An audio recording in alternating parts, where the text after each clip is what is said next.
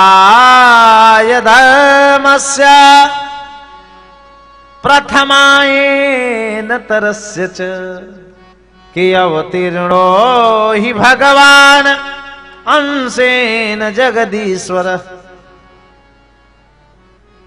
धर्म की स्थापना के लिए भगवान का प्रादुर्भाव हुआ है और हम जीवात्मा परमात्मा के अंश हैं। तो भगवान ने जो मार्ग प्रशस्त किए हैं उन्हीं मार्गों का हम अनुकरण अनुसरण करते हैं। तो भगवान की सब लीला तो प्रभु समझ में आई, पर भगवान महारास लीला करके जनमानस को क्या संदेश देना चाहते हैं, यह मेरा प्रश्न है। सुखदेव जी ने जब परीक्षित के मुख से भगवान कन्हैया के प्रति इस प्रकार के संशय युक्त प्रश्न को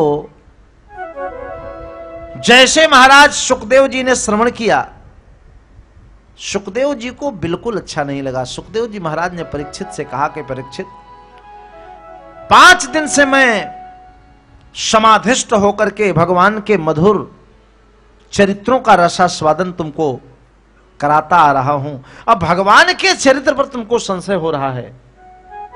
परीक्षित, भगवान जो महारास कर रहे हैं, महारास में सम्मिलित होने वाली जो गोपांगनाएं हैं वो कोई सामान्य स्त्री नहीं है, वो कोई सामान्य गोपी नहीं है। सुखदेव जी महारास के संबंध में परीक्षित को तात्विक तथ्य बता रहे हैं। जिस समय राघव रघुनंदन भगवान पूर्ण काम आप्त काम श्री रामचंद्र जी माता जानकी जी को जंगल में भाई लक्ष्मण जी के साथ खोज रहे थे, जानकी जी को खोजते खोजते भगवान जब वनपथ पर आगे बढ़े तो हजारों सिद्ध महापुरुषों ने भगवान के स्वरूप को देखकर अपने पूर्व जन्म के तप को याद करने का प्रयास किया। लगता है कहीं न कहीं हम ऋषियों के तप में अभी न्यूनता है कि भगवान ने संबंध तो बनाए पर वो संबंध हम भगवान से नहीं जोड़ पाए जो आज सौभाग्य किशोरी जी को मिला है। ऋषियों को लगा कि अगर इनकी तपस्या करो, प्रकट हो जाए, कह दो कि आप पुत्र के रूप में आ जाओ, तो जैसे मनु जी शत्रुपा जी तप किए, भगवान प्रकट हो गए, बोले पुत्र के रूप में आ जाओ, सो आने को तो राम जी आ गए और फिर जंगल में चल दियो, तो माता पिता को छोड़ के जंगल में आ गए हो। तो और जितने संबंध बनाएंगे, भक्त भगवान के संबंध होंगे तो थोड़े समय के लिए दर्शन मिलेगा, फिर प्रतीक्षा करना पड़ेगा। महात्माओं ने कहा यही संबंध अच्छा है, स्त्री रूप में इनसे संबंध बना लो। स्त्री रूप में अगर स्वीकार कर लेंगे तो छोड़ के नहीं जाएंगे, जैसे आज जानकी जी को ढूंढ रहे हैं। तो महात्माओं ने भगवान राघव से प्रार्थना किया, बोले प्रभु हमको नारी रूप में स्वीकार कर लो। भगवान राम जी बोले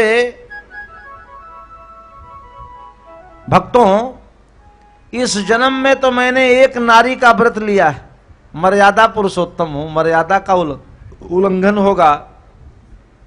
इस जन्म में तो मैं नारी के रूप में स्वीकार आप लोगों को नहीं कर सकता, और जो कोई सेवा करना चाहो तो चकाचक आ जाओ। बोले महाराज और सेवा तो हम लोग करते फिरते रहते हैं, एक बार नारी रूप में सेवा का मौका दो प्रभु।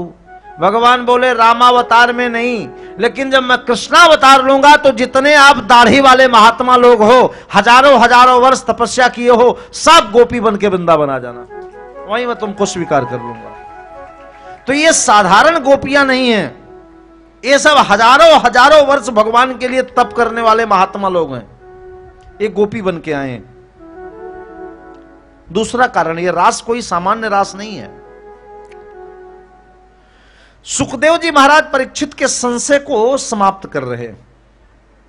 भगवान के चरित्र के प्रति अगर संशय हो जाएगा परीक्षित के हृदय में, सुखदेव जी को लगा कि मेरा पूरा प्रयास व्यर्थ चला जाएगा।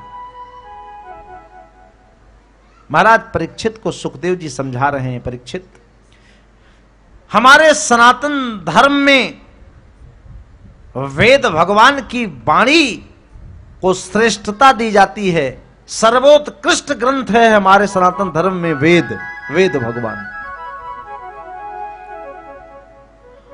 और 4 वेद हैं, और 4 वेद में 1 लाख मंत्र हैं।